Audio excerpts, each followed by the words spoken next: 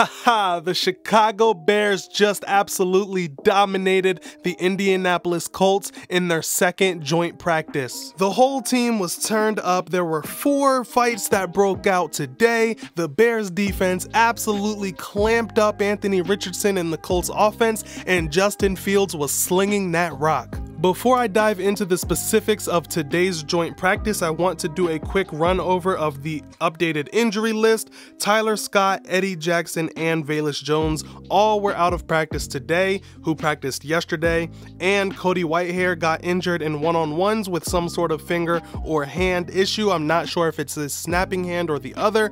Time will tell, details will get out sooner or later. He did not return from practice, so Doug Kramer stepped up and was the Bears starting center today.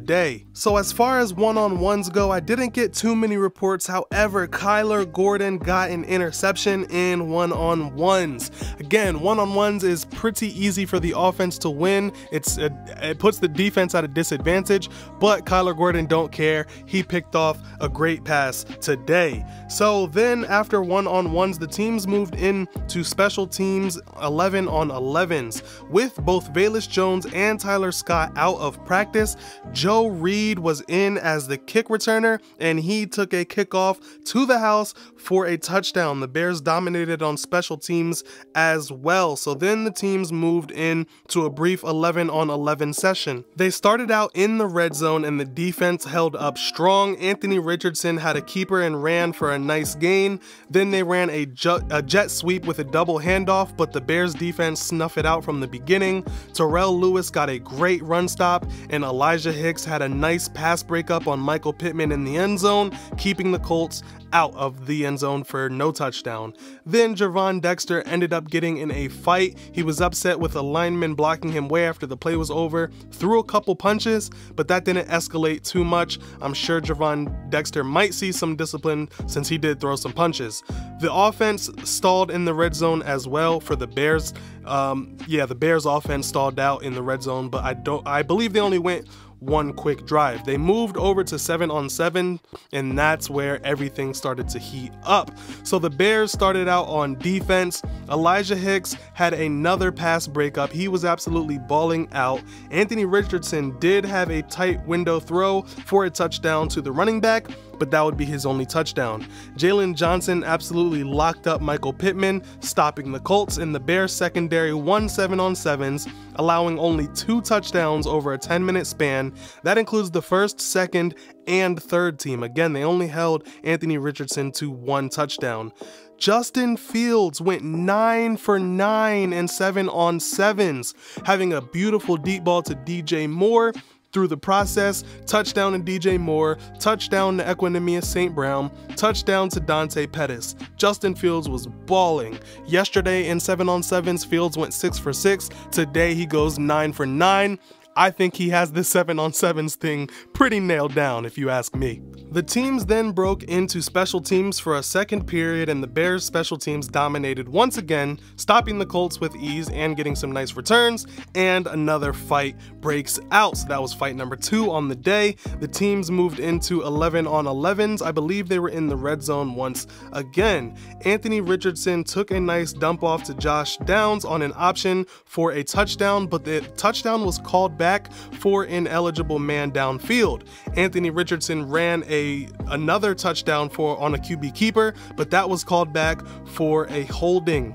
On the other side, Justin Fields had a play where Kenny Moore blitzed and knocked the ball out of Fields' hands. Eberflus did not like that at all and started yelling at his former player, Kenny Moore, who Eberflus loved when he was in Indianapolis, so Eberflus was not happy about that. Cole Kmet has a nice leaping one-handed catch in the air on the right side of the goal line, and Kari Blasingame capped off the drive with a touchdown from the 2-yard line. A third fight broke out around this time on the defensive side of the ball. The defense was amped up and they were getting under the Colts' skin, and they just kept fighting each other. The Bears defensive lineman at one point kicked the ball from the 5 to the 6-yard line while the Colts were huddled up. They didn't notice and had an incomplete pass on that play. And then a quick update from Tyson Bagents, quarterback number 4 on the roster. He had 3 touchdown passes today. He was slinging that rock. Quarterback PJ Walker ended up having an interception today. So I don't know, man. Tyson Bagent, a lot of fans are liking what they are hearing from the undrafted free agent rookie quarterback. Then both teams moved into full field 11-on-11s. It was pretty ugly for the Bears offense. This was definitely the worst period for the Bears offense, but the Bears defense kept on putting their foot on the gas and clamping up the Colts. So the Bears defense started against Anthony Richardson. He had an incomplete pass on his first one, a run right for a first, but then a run for a short gain, then great coverage. Anthony Richardson ended up scrambling for no gain, then threw a bad pass, incomplete, fourth down. Anthony Richardson got a second series and the Bears forced another 3-and-out. Then he got a third go. He ended up scrambling and the Bears peanut punched Anthony Richardson for the forced fumble. The Bears recovered it and ended the day with the first team. The Bears defensive line dominated the Colts offensive line, did not allow a single pass beyond the sticks, and held Anthony Richardson to only one completion in 3 drives. That's what you want to hear out of the Bears defense. I know he is a rookie quarterback. I know the Colts were down a couple linemen. It doesn't matter. You play who is in front of you, and the Bears dominated. If it was the other way around and the Bears were getting picked apart, we would hear about it. If the Colts offense drove down and scored, we would hear about it. But that wasn't the case. The Bears defense dominated today's practice. And like I said, the Bears offense looked pretty ugly in the full field situation. On the opening drive, Justin Fields did take a sack. Then they got a second set of downs. Fields threw a shorter ball in a tight window. It got deflected and intercepted by a Colts safety. They got a third set of downs. Justin Fields ended up keeping for 8.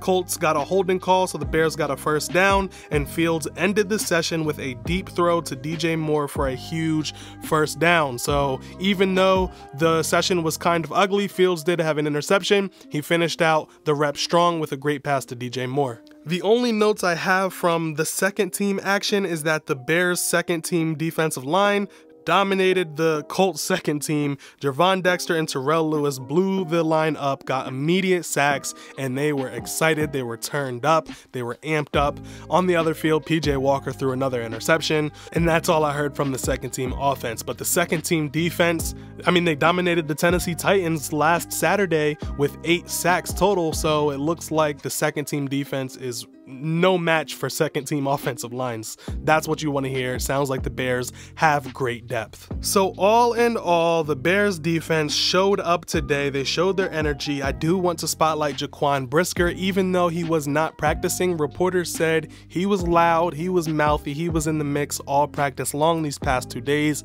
So Jaquan Brisker definitely becoming a young leader on this Bears defense.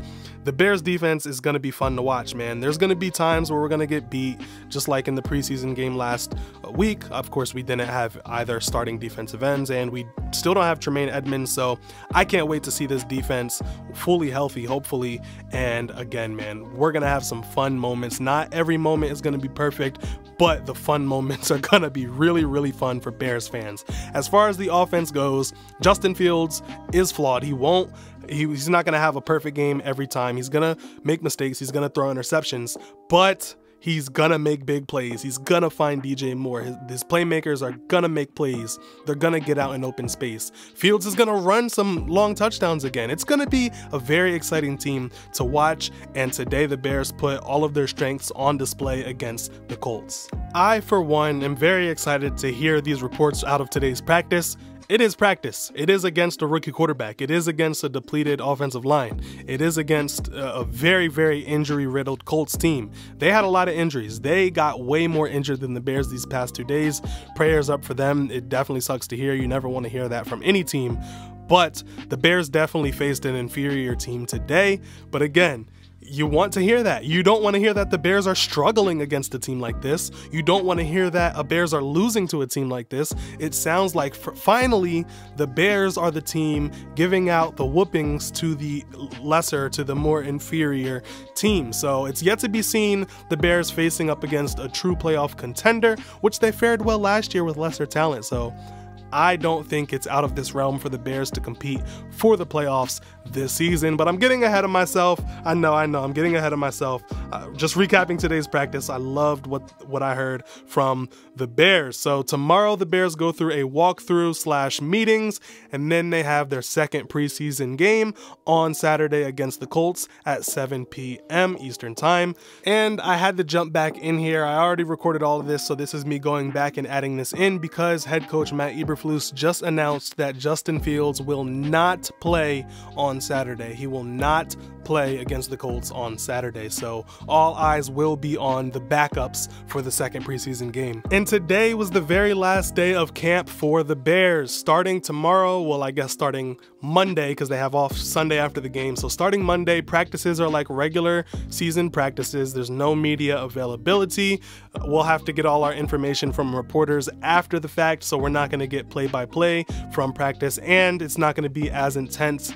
You don't want to get injured during these practices.